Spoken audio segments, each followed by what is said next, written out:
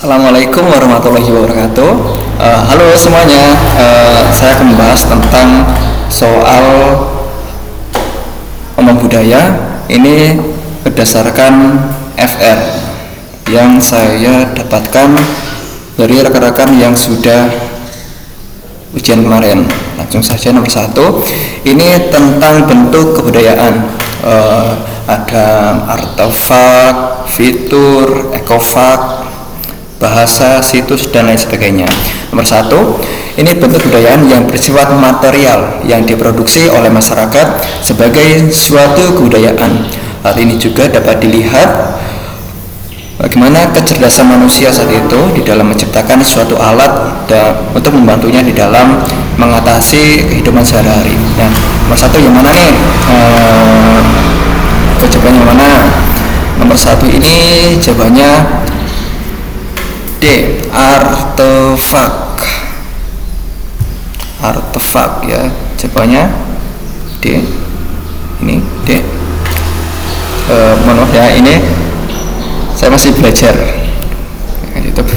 Nomor 2, ada bentuk kebudayaan yang berupa peninggalan sejarah yang tidak dapat diangkat dari tempat kedudukannya.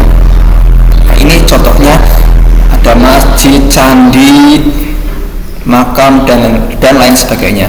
Nah, untuk dipindahkan karena berat, ada kemungkinan jika dipindahkan akan mengalami kerusakan. Nah, ini nomor 2 ini jawabannya fitur atau fitur B. Ya, jawabannya B, fitur, bentuk kebudayaan yang berupa peninggalan sejarah. Lanjut nomor 3. Ini singkat saja ya, saya menyampaikan soal yang berdasarkan FR yang saya dapatkan.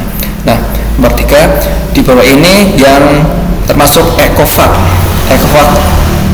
Ekofak ini berkaitan dengan hasil alam atau hutan atau fosil-fosil. Nah, nomor 3 jawabannya C, fosil, flora, fauna, ketinggian daerah, mata air, jenis batu, dan pola aliran sungai. C jawabannya. C. Lanjut nomor 4, ini saya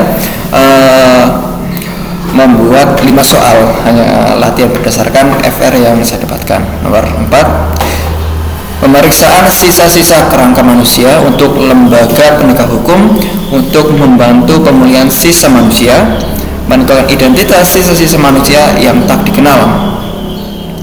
Merupakan pengertian dari, ya, ini ada 4 ya. Yang A, antropologi ragawi, B, antropologi biologi, C, antropologi fisik, D, antropologi forensik, atau E, paleoantropologi. Nah, jawabannya yang mana nih? Jawabannya yang D ya, antropologi forensik.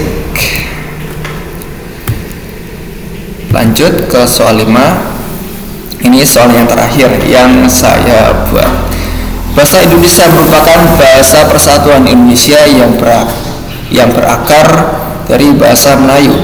Selain menggunakan bahasa Indonesia sebagai bahasa persatuan, masyarakat Indonesia lebih cenderung menggunakan bahasa daerah untuk berkomunikasi sehari-hari. Namun, bahasa daerah yang sama yang digunakan oleh masyarakat dapat memiliki cara pengucapan yang berbeda dengan masyarakat di daerah lain. Hal ini menunjukkan terdapat variasi dalam bahasa yang disebut dengan, nah ini ada dalam mata pelajaran bahasa Indonesia, terus bahasa Jawa juga ada. Nah, mengenai bahasa yang ada di Indonesia ini, A, tradisi lisan, B, idiolek, C, idiom, D, dialek, E, struktur. Nah, jawabannya yang mana nih?